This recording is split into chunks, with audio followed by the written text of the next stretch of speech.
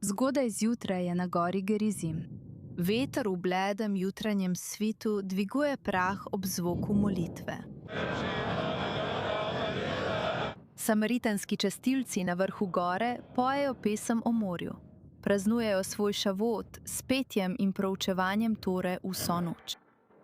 Molitev se je začela opolnoči v vaški sinagogi v Kirjat Luzah na Zahodnem bregu, preden so se verniki odpravili na pohod na vrh gore. Ustavljali so se le za molitev.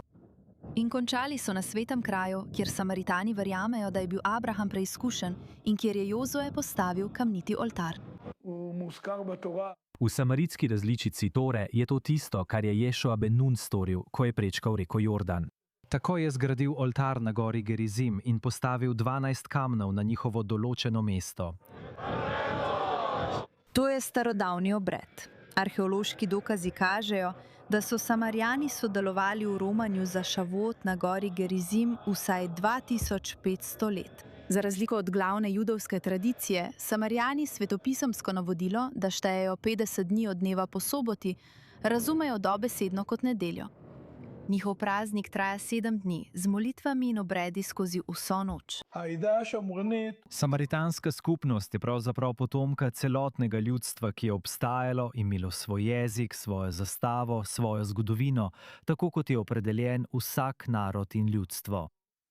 In naša zapoved je, da držimo žerjavico in prenašamo baklo iz generacije v generacijo, kot skrbim, da to počnem s svojimi otroki in vnuki.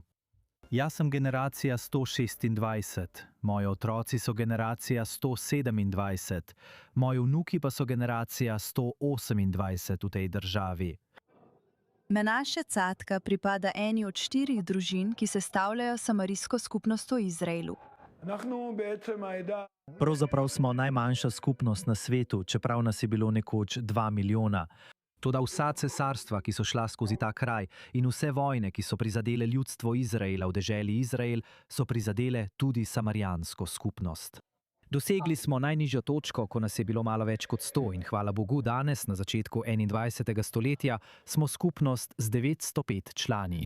Samaritanski šavot je eden od 3 letnih romarskih praznikov, ki zahtevajo, da se vsa skupnost povzpne na goro in moli.